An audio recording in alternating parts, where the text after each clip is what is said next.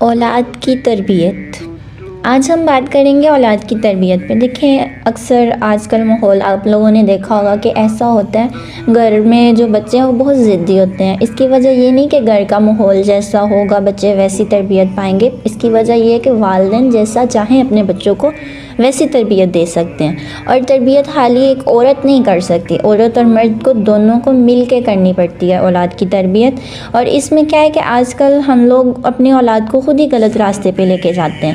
بچے پیدا ہوتے ہیں اور ساتھ ہی ہم لوگ انہیں چپ کروانے کے لیے موبائلز پکڑا دیتے ہیں، ان کا دھیان خود ہی انہی چیزوں میں ڈائیورٹ کر دیتے ہیں۔ اور پھر اگر کوئی بڑا اٹھ کے گھر میں سے کہہ دے گا نا کہ بچوں کو ابھی سے سکھاؤ بڑوں کے ساتھ کیسے بات کرتے ہیں، ہاتھ نہیں اٹھاتے، یا جانوروں کے ساتھ کیسے پیش آتے ہیں۔ مطلب اکثر آپ دیکھیں نا، گلی محلے میں بچے کھیل رہے ہوں تو بلی کے بچے کی دم پکڑ کے اس کو گھما رہے ہوتے ہیں، تو پھر بڑے لوگ دیکھ کے انہیں یہ نہیں بتاتے کہ ہمارے نبی نے یہ کہا کہ احسان کرو جانوروں کے ساتھ، بلکہ یہ اور زیادہ ان کو شہی دیتے ہیں، یہ کہہ کے ابھی تو بچہ ہے، کوئی نہیں، جب بڑا ہو جائے گا آہستہ آہستہ سمجھ آئے گا۔ ایسا نہیں ہوتا۔ جو والدین یہ کہتے ہیں نا کہ ابھی یہ بچہ ہے، ابھی پوری لائف پڑی ہے سیکھنے کے لیے، پھر ان کو رزلٹ کیا ملتا ہے کہ جیسے جیسے بچے بڑے ہوتے ہیں ضدی ہونا شروع ہو جاتے ہیں، اور پھر ایک وقت ایسا آتا ہے کہ ماں باپ کہتے ہیں جی اولاد تو ہمارے ہاتھ سے نکل چکی ہے، اب ہم کچھ نہیں کہہ سکتے، وہ اپنی مرضی کے مالک ہیں۔ دیکھیں، اگر آپ نے اولاد کو پہلے دن سے ہی ان کی تربیت کی ہوتی نا تو آپ کو یہ الفاظ کہنے کی ضرورت ہی نہیں پڑتی۔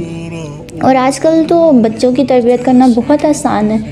بچے تو کورے کاغذ کی طرح ہوتے ہیں، آپ اس پہ جو چاہے لکھ سکتے ہیں، ان کو جیسا چاہے جیسی مرضی تربیت میں ڈال سکتے ہیں۔ ایسا نہیں کہ جیسا باپ ہوگا ویسا بیٹا ہوگا، یا جیسی ماں ہے ویسی بیٹی ہوگی، ایسا ہرگز نہیں۔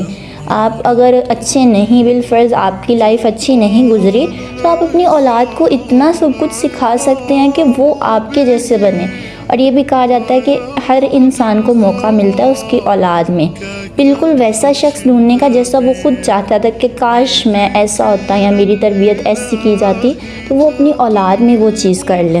ہمارے نبی صلی اللہ علیہ وآلہ وسلم کیا فرماتے ہیں کہ قصوں کے ذریعے بھی اپنی اولاد کی نصیحت کیا کرو، ان کو تربیت دیا کرو۔ کس طرح سے کہ آپ صلی اللہ علیہ وسلم کے پاس بچے مل کر بیٹھے ہوتے تو آپ صلی اللہ علیہ وسلم ان کی صلاحیت کے مطابق، یعنی عمر کے لحاظ کے مطابق ان سے قصے بیان کرتے۔ مطلب کس طرح کے قصے؟ جیسے ابھی ہم نے پہلے کہا کہ جانوروں کے ساتھ بھی ہمارا دین اسلام احسان کا حکم دیتا ہے۔ ایک مرتبہ آپ صلی اللہ علیہ وآلہ وسلم ایک قافلے کے ساتھ ہجرت کر رہے تھے کہ راستے میں رکے، جب قیام فرمایا راستے میں تو دیکھا کہ ایک صحابی نے ایک درخت میں سے نا چڑیا کے بچے گھونسلے میں سے نکال لیے، اور وہ جو چڑیا تھی نا اس درخت کے ارد گرد، یعنی اس قافلہ جو نیچے بیٹھا تھا اس کے سائے میں، اس